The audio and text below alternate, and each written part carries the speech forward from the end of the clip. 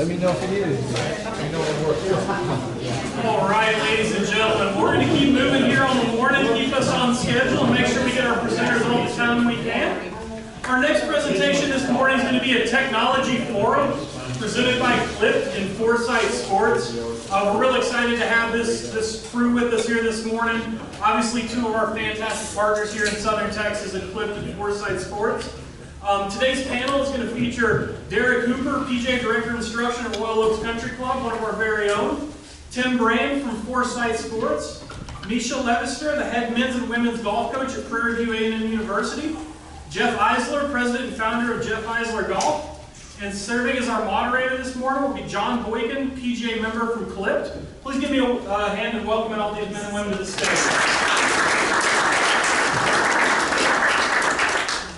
Thank you, Scott. Should we get started with Tim's? Yeah. All right. Foresight Sports was founded with the goal of creating world-class products, not only for the best players in the world, but also to be used by the golf masses. Perhaps the most powerful indication of the growth of our company has just been over the last couple of years on the PGA Tour. To see the pros lined up throughout the range, using their quads, taking it out on the golf course during the practice rounds. We would not be talking about Bryson DeChambeau if he had just increased his power and his distance. He's maintained the accuracy. And a lot of that has to do with this GC quad that you see so many players walking around with. The response we've gotten from the best players in the world has just been incredible. And what's so gratifying is to be able to take that same technology and make it available to the golf masses. Everything that we've done as a company has been able to allow people to go at their own pace to build a golf simulator or just stick with a launch monitor to improve their game. As a brand, we will be something that every golfer wants to be in communication with, whether it's from tips that players that use our products are providing, or whether it's just data about the game itself. We're going to be able to provide meaningful insights to golfers of all skill levels. So whether it's playing a virtual round of golf against someone in another part of the world, whether it's going into a partner location and getting a fitting, or whether they want to characterize their game or driver and get a comparison using AI. We're building a complete ecosystem that would allow golfers, no matter where they're at in their journey in golf, they can touch us and get some meaningful content out of that ecosystem.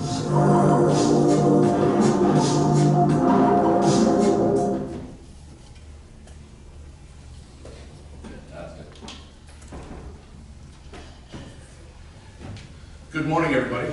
My name is Tim Brand. I'm the Director of Business Development for Foresight Sports. We're happy to be here.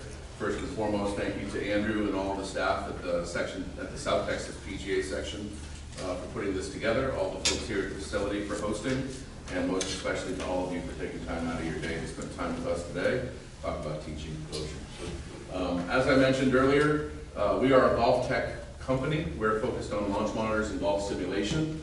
Before we get into the panel discussion this morning, I'll spend just a few minutes to make sure everybody's familiar with the brand and our products. So the first thing worth sharing is we are we are one of 34 other brands that are part of Revelyst brands. Revelyst brands, you'll probably be familiar with quite a few of those brands up on the screen if you're big into the outdoor space.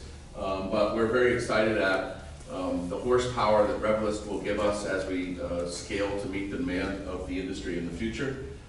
We are located in San Diego. Something that a lot of folks aren't familiar with our brand and products is that we manufacture everything here in the United States. We think that that's a testimony to our workmanship and our products as far as reliability and durability. We are vertically integrated, so we make most of our products in-house, not just manufacture it, but make the actual components. And all of our software development is also done out of that same building in San Diego. We've been doing this for about 25 years. So when we watch new technology companies emerge, they haven't made the mistakes that we did 20 years ago. And we think that that gives us a significant advantage. When you hear about technology that doesn't work outside or doesn't work inside, these are all things that we've learned through over our 500 million shots in our database. When you look at our IP and patent portfolio, it's some of the most extensive patent portfolio in the business. You'll find us throughout all the commercial applications, whether it be Dick's Sporting Goods. I know a number of you from Golf Tech are in the room. And when you look at the number of devices out in the wild, we've got over 60,000 now with different consumers. We are the only technology that's utilized in the R&D department of all of the major OEMs, as well as the USGA and RNA, something that we're very proud of. That's a testimony again to our precision and accuracy. And as you saw in the video, we've had some tremendous success over the last couple of years out on the PGA Tour. For about 3 years now, we have led the PGA Tour in technology utilization. Every week it averages between 70 to 80 units a week, and the guys don't get paid to play the product. As a matter of fact, they pay to use the product, very similar rate to what you guys would pay here in the room as PGA professionals. You'll find us predominantly utilized throughout all the major universities in Division I college golf, both men's and women's. Last year at Grayhawk, all 8 of the schools that made the finals in match play were Foresight schools. And you'll also find us through some of the most notable teachers and pub fitters in the industry. Since our inception, we've actually supported the PGA at the section as well as the national level. And if you look at the total expenditure over the last 10 years, it's actually about $5 million in sponsorships, partnerships, and support. If you look at our products, we have 3 core products. 2 of them are ground-based portable devices. One of them is an overhead-mounted unit called the Hawk. 2 ground-based devices are used for teaching and fitting predominantly. And obviously, the overhead-mounted unit is something that drives entertainment and simulation. We have 2 main software platforms. The FSX Play platform, we have over 250 golf courses in our virtual environment. And then when you look at FSX Pro, that's what the teachers and fitters are using. And when you look at both of those products, they're both less than 2 years old. You'll see best-in-class graphics as well as usability and user interface. As I mentioned earlier, we also offer simulators. We have 2 different types of simulators, 2 different types of categories, I would say. One of them is a kitted solution called our Simulator in a Box. That gets the budget down to a digestible level to most folks. And then we also have our custom simulators where your creativity and budget is meant to limit of the experience. We do offer a few unique programs. First and foremost is our Green Grass program. It's a way to offer some preferred pricing out to all of you PGA members. It also is a way for you to place our product with all of your students and members at your clubs. And we have dealer opportunities. And something that I also think is worth mentioning, as virtual golf becomes more and more popular, it's a way for you to drive asymmetrical revenue to your facility. Last year, by selling course licenses to our end users, the company makes about $20 million a year, in which we do consider revenue shares back to host facilities that give us the rights to their course licensing. We also offer a collegiate program. This is designed to not only support the teams and the programs, but also the booster networks with each of the schools. And then lastly is our Up Next program, which we launched this year. This is a junior player development program. We've got about 1,500 kids in it right now. And it offers technology to these children for up to 50% off. As far as key partnerships, we've got a number of them that we've announced recently, whether it be in applications like entertainment simulation, like E6 or Awesome Golf. We also have a partnership as the exclusive launch monitor provider for Callaway Top Golf and Top Tracer. PinSeeker is a gaming or wagering kind of $2 hosts the whole contest in the software. And then GS Pro is a user community simulation software. What makes us different? These 5 things up on the screen. Whether you're using us indoors or outdoors, whether you're using us for putting or for full swing, our technology captures the same way. We don't change our methods, whether we're outdoors or indoors. When you look at accuracy and precision, that's the reason why the USGA and RNA utilize us through their equipment standards testing.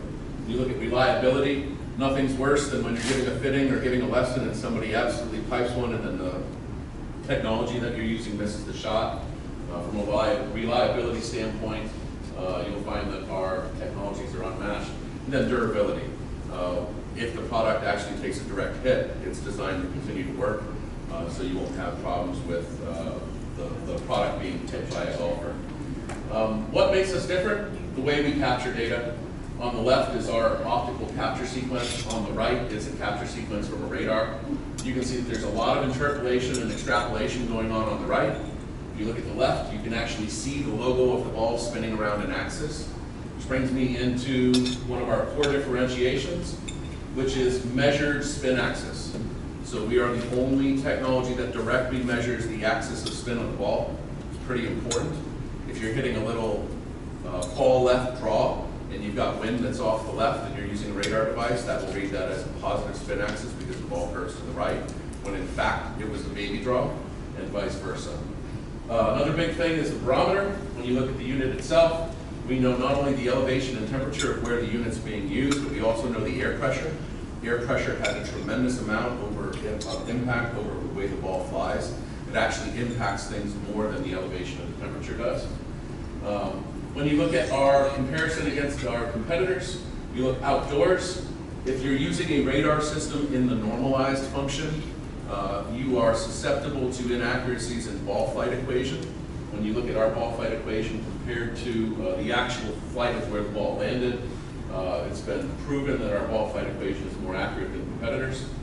When you look indoors, you can see that there's a huge difference in the readouts of how far offline the shots go, depending upon whether you're using a camera or a Doppler system. In this example, the Doppler system was reporting a shot that went 15 yards to the right of center, whereas our optical system was capturing a shot that went 23 yards left of center.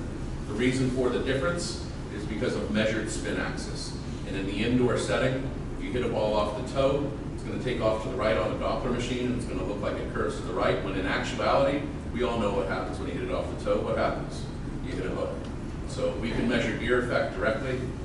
If anybody has any questions about our technology, feel free to scan the QR code up on the screen. You can also find myself or Rich Silver in the back of the room. Pull us aside, ask any questions. We thank you for the opportunity. Look forward to this panel discussion. Thanks, Tim. Appreciate it. Good morning, everybody. Thank you. It's always a pleasure to be with fellow PGA members. I'm in the Georgia section, but do a lot of work around the country for some of our clients, one of them is Clip. And again, this is a real privilege to be with all of you today. Our objective today is pretty simple. This is not an education program, it's not a seminar.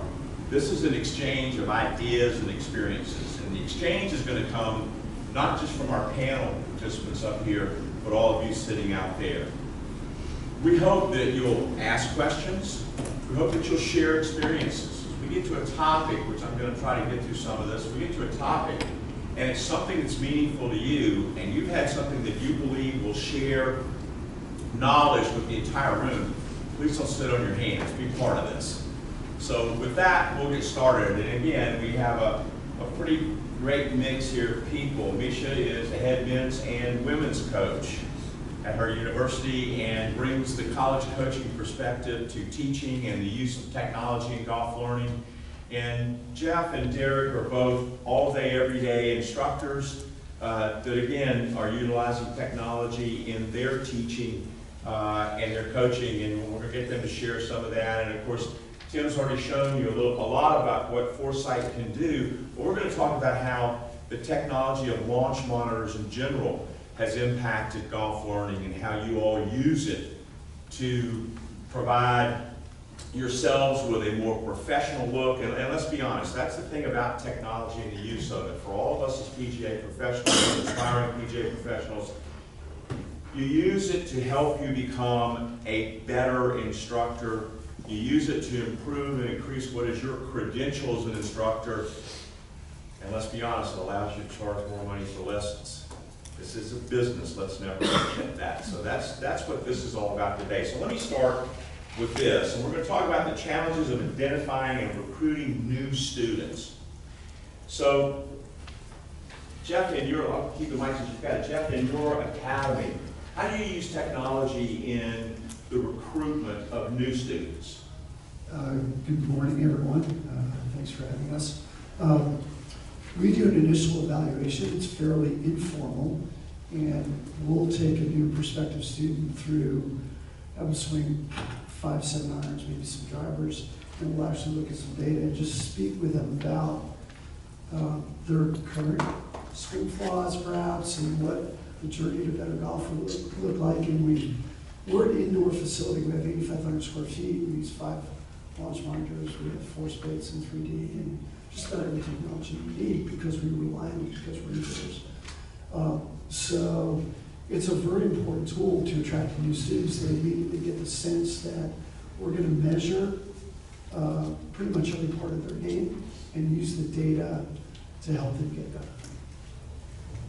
Derek, you want to comment on the same topic?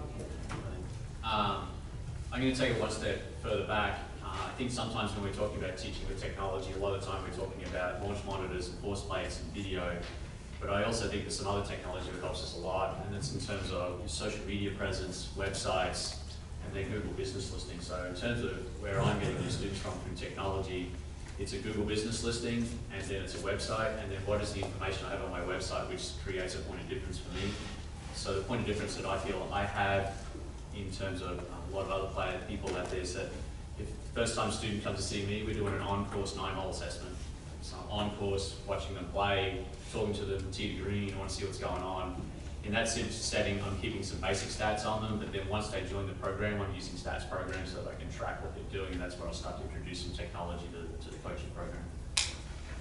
Misha, recruiting, securing players is the lifeblood of your program. When you go into the market and you speak to a prospective player to come to your school, do you include the discussion of how you use technology in a way that will help them get better faster? Absolutely.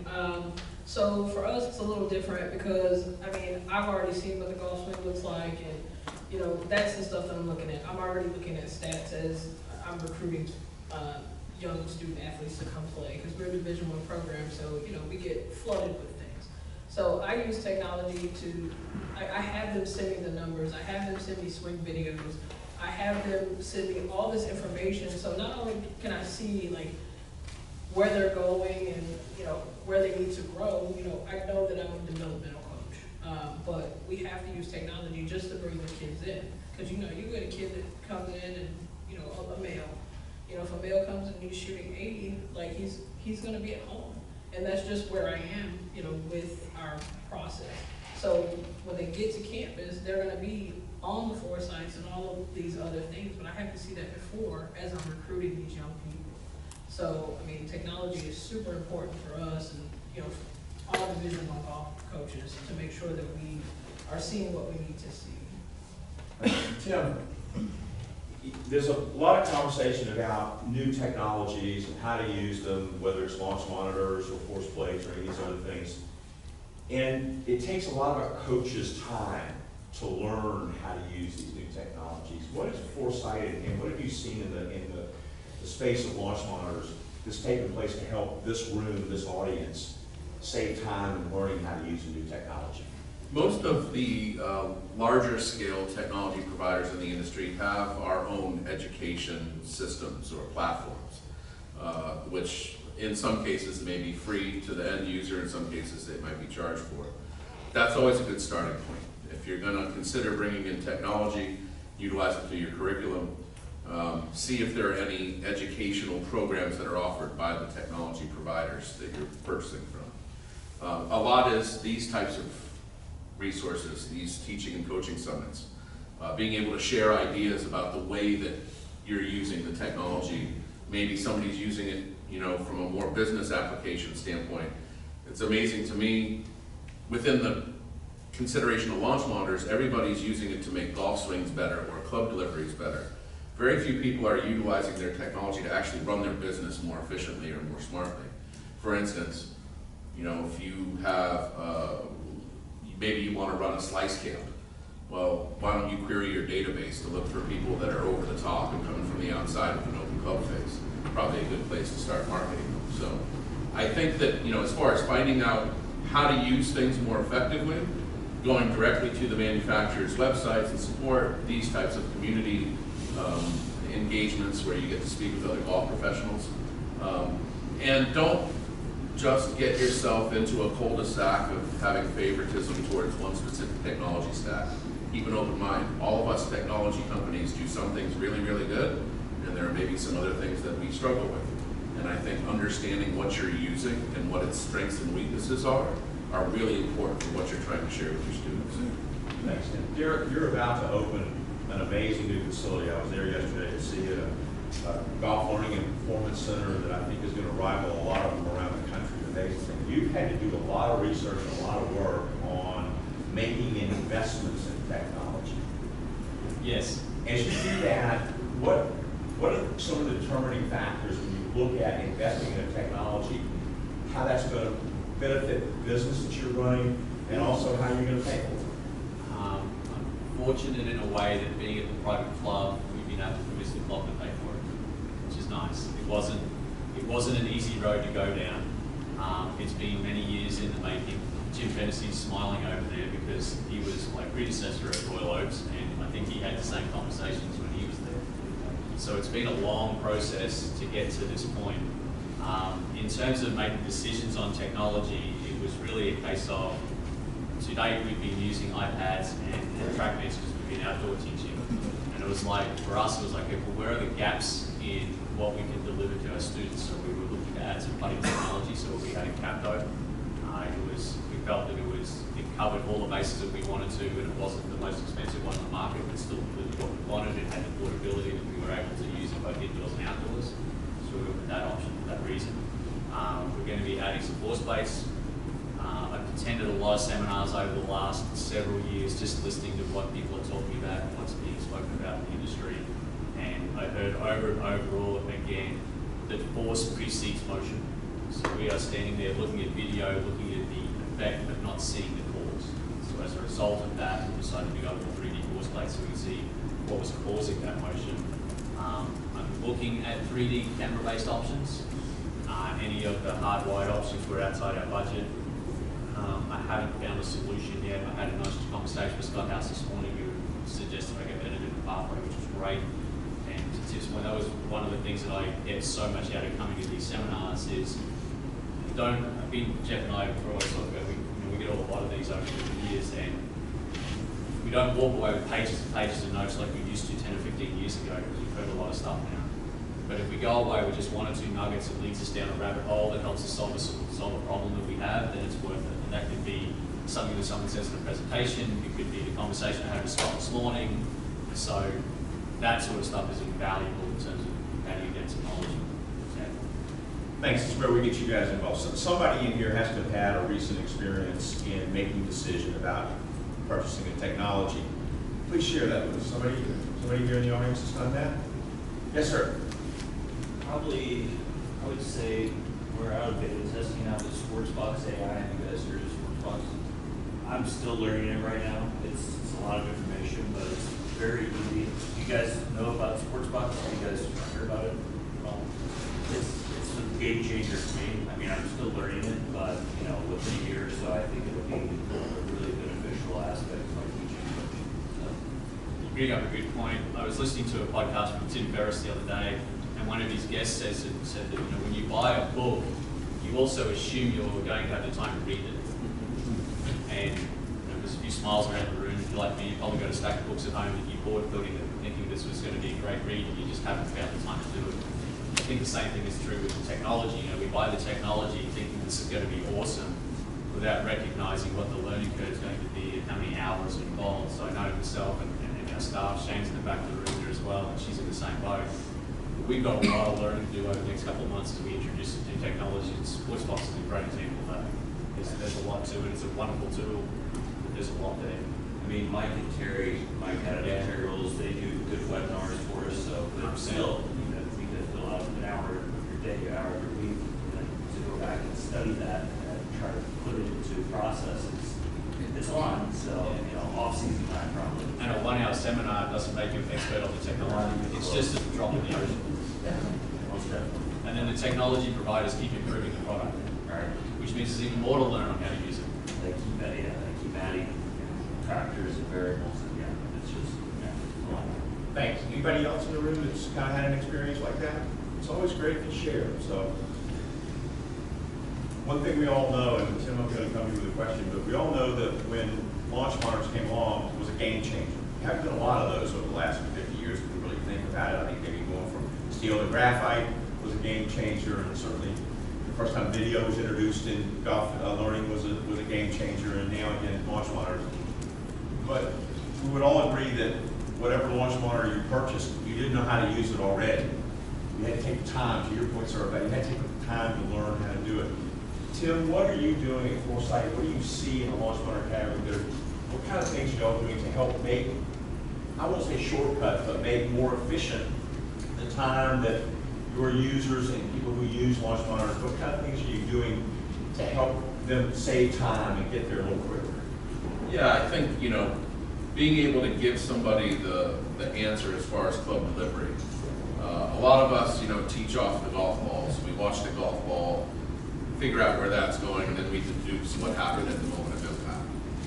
There's one issue with that, is that your start direction of where the ball starts is due to a combination of the face squaredness as well as the lie angle in concert with loft. So I can make a ball start to the right side or the push side of the target by opening the leading edge or by raising the handle and making the toe a little bit deeper in the ground than the heel. When you talk about a golf club that's over 40 degrees of loft, that relationship of how far the ball flies offline is 1-to-1, meaning if the face is 1 degree open, it has the same effect down line as the toe being 1 degree in the ground. How do you know with your naked eye if the face is 1 degree open or if the toe's digging 1 degree? This usually would take a number of shots and assessments by the teacher to be able to figure out what's happening. One of the nice things is, in the case of technology that measures the club in X, Y, and Z, is it gives you the answer within a couple of swings. So you can expedite the assessment portion and go directly into the fix. Thanks, Tim. Misha, you do a lot of your work with your players on course, because in all of us in the teaching process, we kind of start out spending a lot of time. But it's interesting that you use the 9-hole assessment to start with your players. We're all kind of based on hitting it off the same surface, off the practice tee or the simulator. But you got to do a lot of on-course work. How has the technology you use today helped you with on-course assessment of your players? How are you using it? So I have 17 kids between the two teams, and I don't have an assistant coach. So for me, I had to find something that was going to be kind of a virtual assistant for me.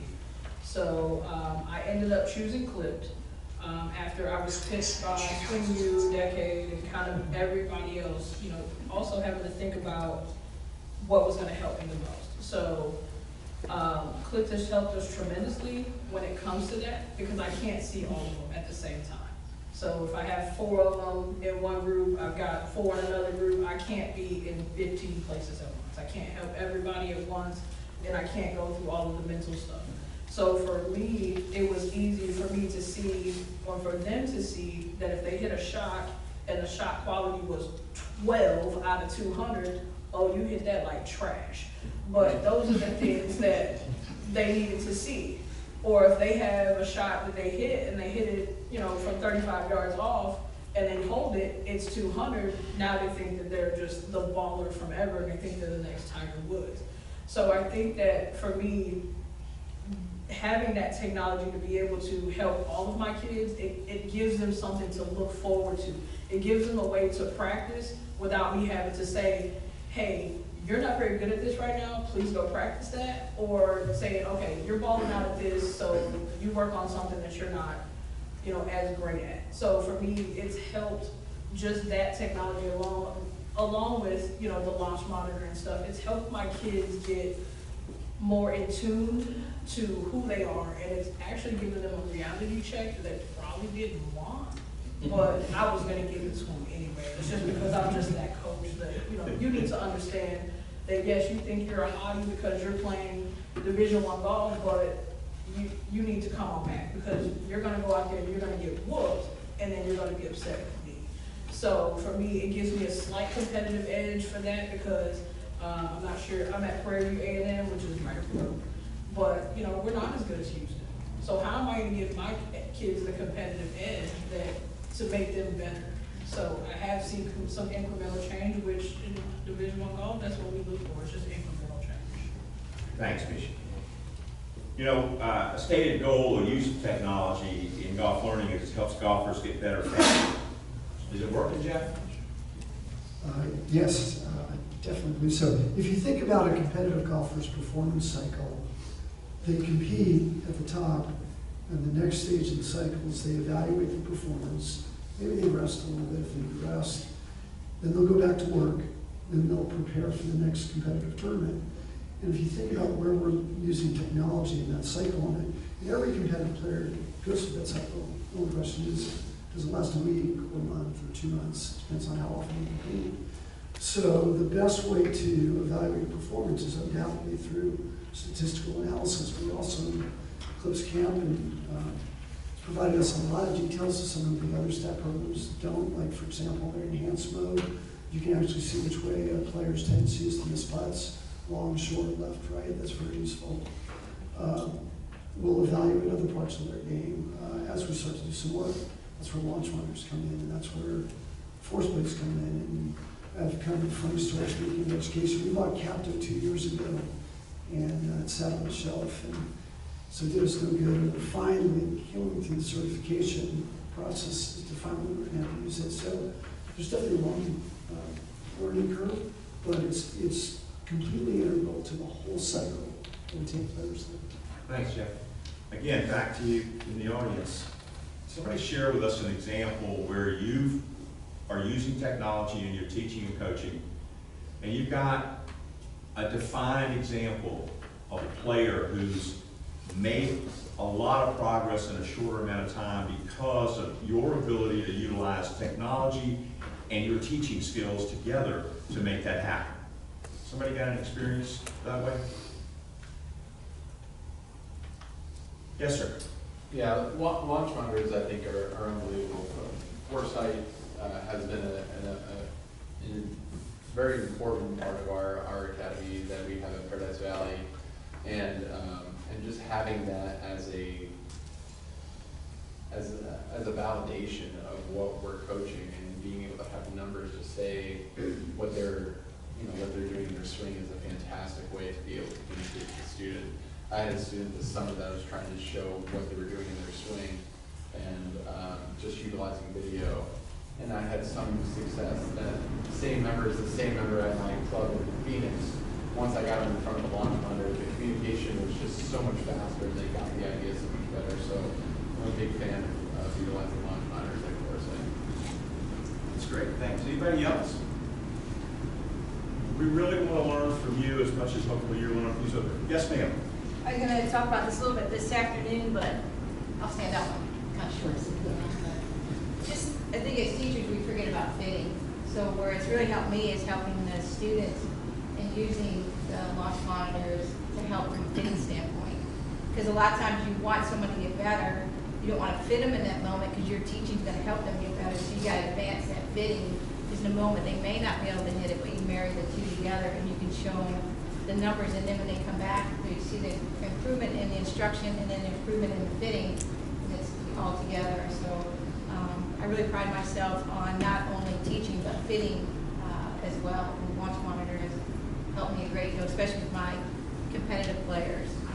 There are a lot of female players that are getting better, and I'm hitting stiff shafts and X shafts, some of them, so believe it or not. So I think that's really important. This helps them get better. It's a really great point. You know, I think when you start to notice correlations or relationships of certain numbers, so when you see dynamic loft increasing, when you see face closure increasing, when you see the lie angle being toe down, these are all elements that dictate that the shaft has kicked forward of the hands, which is indicative of a shaft that's probably too flexible in the tip section. So if you understand the relationships of the numbers, it's almost a cheat code for you to assess, well, is this an instruction thing or is this a fitting thing? And in that way you don't get caught up trying to fix something that can actually just be fixed with equipment. Yes, sir. Yeah, just to reiterate what they said, I mean, it just gets the buy-in process so fast. You know, launch monitor, to me, it's just a necessity. Every ball is struck on a launch monitor. I mean, it's just one of those things where just the buy-in just happens like that with a student. And then, like you said, it's a business. We're selling golf instruction, so if the buy-in's quicker, they buy more, they buy often, they're happy. Tony Finau has not hit a single shot without his Foresight quad in 3.5 years. He's got 78,000 shots on that machine. The only shots he doesn't hit with it are when he's competing. Other than that, he's on the launch monitor every single swing. You know, sometimes scores are the last thing to validate improvement. We have a practice program in our facility in which we're testing and measuring the improvement players have on a weekly basis in various skills like contact, trajectory, club speed, face control. And so it's enormously helpful. I mean, if you wait around for scores, you have to make course management, you have to make better decisions about knowing.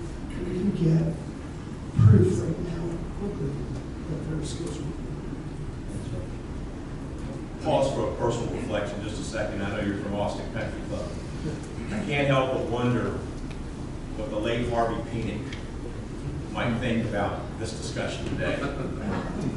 I had the privilege in the 80s of sitting there and watching Mr. Penick give Ben Crenshaw a lesson at Austin Country Club and then our friends from the college days. And to sit there and watch Mr. Penick, who never got out of the chair, who never hit a shot, never made a motion, and then look at where we are today. So I can't help but wonder what he might look down upon us and think about this entire discussion. But again, it's the evolution of what our business is. Thank you for reminding me to go back to that. So let's move on to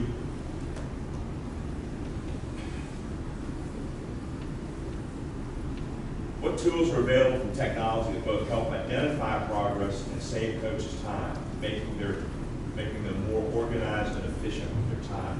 And Derek, I want to ask this because, again, opening this huge facility and what you're about to do, your whole schedule is about to change. How are you looking at technology to help you and the people that work with you, your other teachers, how are you using that to hopefully structure your time and your programming? How would that be helpful? Hesitating because the last couple of months have been a whirlwind. We've been having some conversations as a team as to what our programs are going to look like moving forward. I believe that when you are at a facility, the programming that you offer is influenced by a number of factors. One of them is the technology you have available. The other things are what are the skills of your instruction team, what facilities do you have, and then what is your client-based need. Typically, you're trying to find the sweet spot between all those things. Although some of those things are staying constant for us moving into the new year, some of them are moving. So we're starting to look at different programming. So like I mentioned today, my assessment had been a 9-hole on course. We're going to add a new assessment next year, which will change our programming up. So that's going to be a little more similar to what Jeff does. We're going to utilize more of the technology we have, but we're also going to pull in Pam Owens, who is our fitness director, and do a fitness component as well. So that then we know we're going to go through a what, why, how, what's coming on. So we look at what's the player doing, how are they doing it, and why they're doing it, and that's going to be an assessment. And we're going to use all of our technology to get it done. So the program is going to change a bit. We're still going to use on-course stat tracking, because ultimately that's where the rubber hits the road. So we're going to start there, but then it's going to be pulling that out, going back in and using the technology to try and guide the instruction process more closely. Just back show of hands. How many of you use the physical fitness part, the physical assessment part, or player, student, whatever, as part of your teaching program? Okay. Somebody share with us how that has impacted your program and how you've used it, and what's the buy-in from your players? Somebody give me an example of that? Yes, ma'am. When we do the assessment, I present PI level 3, and if we're trying to get somebody to do something they physically can't do, it's a waste of time. It's frustrating for the person, it's frustrating for the instructor. So I always tell my students, you want more rotation, and you can't get it, go to the gym. That's where the rotation comes from, that's where strength through full range of motion comes from. Then you can handle the golf club, you can handle what you want to do. But if you can't do those things and you keep beating me on the head about it, it just makes for a bad situation. So just getting the instructor, a fitness instructor that understands golf, and getting the people on a program, then that's where they're going to see the biggest, I think, impact on what we can do with the golf club too. Who else? Yes, sir. Yes, TPI really helped me because I didn't want to send people to a gym or away from golf because they came to me to play golf. So it helped me develop different patterns and change the club and the ball flight around their shortcomings. So, I mean, it really helped me double down on learning different ways to improve the golfer with bad shoulders and no rotation and so forth, because people didn't go to the fitness structure. They went to the golf professional to play more golf. Thanks. Yes, sir. There's a company y'all need to check out of Birmingham called E-Track, E-T-R-A-K, run by Thomas Twitty. Thomas is impressive. It's he goes further than the TPI does. It's actually a dynamic movement screen. Actually, he talks about how the muscles actually load clubs on plane, off plane, release, up release. It's a phenomenal trainer doing work with Gordon Sargent right now. So we started to use his assessment.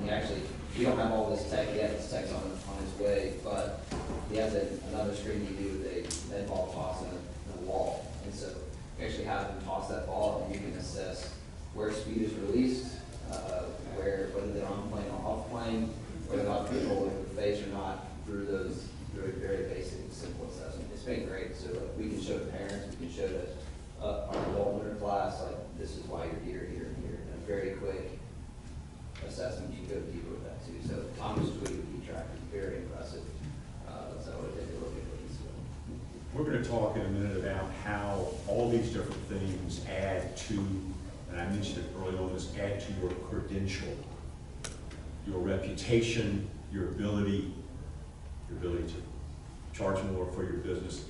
But it sounds like, and this is kind of what I'm hearing universally, is that we as PGA professionals, and again, aspiring PGA professionals, I never want to leave out the associates that might be in the room that aren't quite members yet. As PGA professionals, as we specialize more and more, I mean, my gosh, when I became a PGA member, you were either an A1, you were either a Class A or a Junior A. Now we have classifications 1 through 270 or something, whatever it is. But as we are doing this specialization, we're adding to our own specializations. I mean, I've just heard 3 examples of how incorporating the physical fitness part of this and the buy-in that you got once you explained to them what they physically weren't unable to do is now a big part of your programming, your professionalism. So I think that's an important thing to keep in mind as you're building out your book of business, your reach in the coaching business of golf. Try to add those different components that all they do is elevate you as a professional. This year, you're at a place where they've got a whole bunch of physical training and football and coaches and everybody else. With young people, how do you use the physical training part available at the university to help your golfers? Let me preface, my kids do not like me right now, at all. I can promise you that. So we have our own strength and conditioning coaches.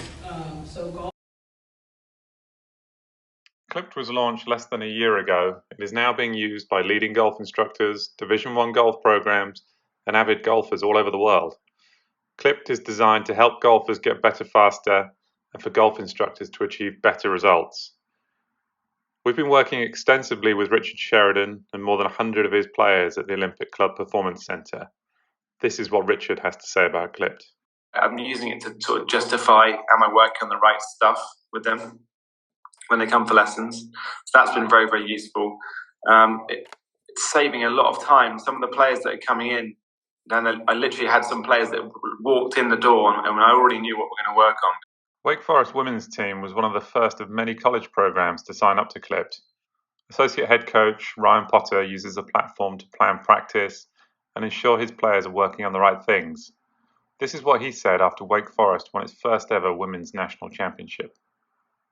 We went all in about a year ago, and I just think that the product is great. I recommend it to everyone that asks me. You're just as much a part of all this as the players on our team. I mean, we couldn't have done it without you guys too. I love that, with Clipped you get these scores or these player qualities or your best shots, and it really highlights the good things you do as well. We need to make sure that our players know what their weapons are or what their superpowers are, whatever you want to call it. And I really do think that that's paid dividends for them. We so nearly had a famous double, but Georgia Tech men's team, another of our early partners, went down narrowly in the men's final. The women's team at the University of Louisiana Monroe rose almost 70 places in the ranking this year. They smashed program records and won 5 tournaments, including a first ever conference championship. Head coach Rachel Pollock insists this success was built on being able to tailor practice around the insights she gets from Clipped. We shot lower scores in the tournament than we do in qualifying, and I think it was because of being able to pinpoint exactly maybe where a problem area was or kind of something along those lines. So that was really beneficial for us that we absolutely loved. Clipped removes the guesswork. Rather than what a player might feel about their game, Clipped presents the truth. As we hear time and time again, the numbers don't lie. After listening to what golf instructors want and need, we've created a range of tools to save you time, to help you deliver better results for your clients. We'd love to tell you more and get you started. Please visit clip.com or reach out to us to book a demo. Thank you for your time and enjoy the rest of your evening.